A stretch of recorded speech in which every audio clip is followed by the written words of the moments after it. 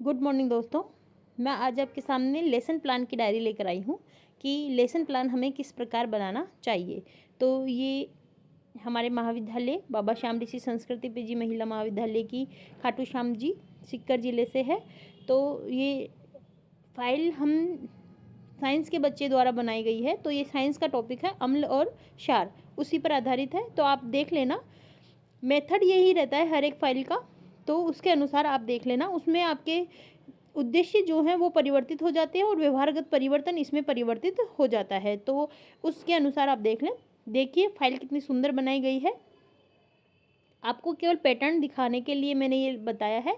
तो ये 6 उद्देश्य हम निर्धारित करते हैं: ज्ञानात्मक, अवबोध, ज्ञानोपयोग, कौशलात्मक और अभिरुचि और अभिवृत्ति। अभिवृत्ति इसने नहीं लगाया है, तो अभिवृत्ति भी इसमें जोड़ा जा सकता था। तो व्यवहारगत परिवर्तन के अंतर्गत क्या क्या इसमें परिवर्तन होते हैं, इसके बाद में ज्ञानोपयोग में, कौशल में और अभिरुचि में और अभिवृत्ति लास्ट में लगाया गया है। तो इस प्रकार से आप देख लेंगे।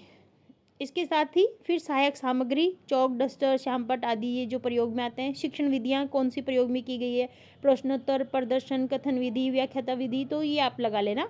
और पूर्व ज्ञान, हम प्रस्तावना जब देते हैं उससे पूर्व हमें पूर्व ज्ञान की जानकारी होनी आवश्यक है। तो इस प्रकार प्रस्तावना आपके सामने है। तो प्रस्तावना में 5 प्रश्न होते हैं, ये आपको पता है। जिगजैग क्रम में इसको लगाया जाता है। तो ये सभी आप ध्यान में रखें, यानी जो उत्तर हमें प्राप्त होता है उसी उत्तर से प्रश्न बनता है प्रस्तावना में, आपको ये पता होगा। इसके बाद में विकासात्मक प्रश्न किए जाते हैं। 2 या 3 प्रश्न आप विकासात्मक लगा सकते हैं। और उसके बाद में कथन होता है, यानी व्याख्यान होता है, जो छात्र अध्यापिका या छात्र अध्यापक द्वारा किया जाता है। और उसके बाद में बोध प्रश्न, यहाँ बोध प्रश्न 3 होने चाहिए और विकासात्मक प्रश्न 2 होने चाहिए। ये आप देख लेना, क्योंकि बोध प्रश्न की अधिकता होती है, विकासात्मक प्रश्न 1 या 2 ही किया जा सकता है।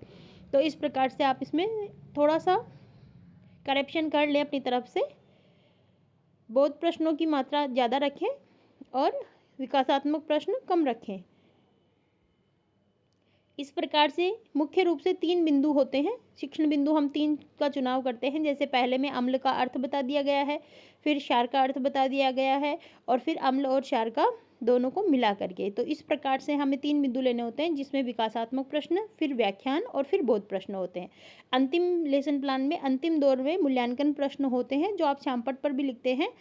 तो इसमें वस्तुनिष्ठ प्रश्न होना चाहिए, रिक्त स्थान होना चाहिए, अतिलघुत्रात्मक, लघुत्रात्मक और एक निबंधात्मक प्रश्न जो गृह कार्य के रूप में भी दिया जा सकता है। तो इस प्रकार आपको लेसन प्लान बनाना है।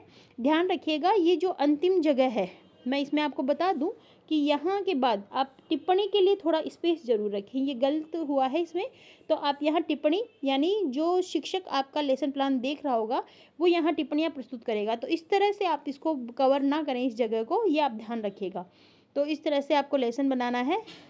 एक परफॉर्मा आपको मैंने यहाँ दे दिया है, तो उस परफॉर्मे के अनुसार आप ये काम कर सकते हैं। इस प्रकार से मिनिएचर भी आपको लगाने होते हैं, बोर्ड भी आपको लगाना होता है श्यामपट्ट की जगह पर। तो ये सभी काम जो है वो आप कर सकते हैं और छोटे छोटे मिनिएचर बना करके आप दिखा सकते हैं। तो बहुत ही अट्रैक्टिव लेसन प्लान आपका हो सकता है।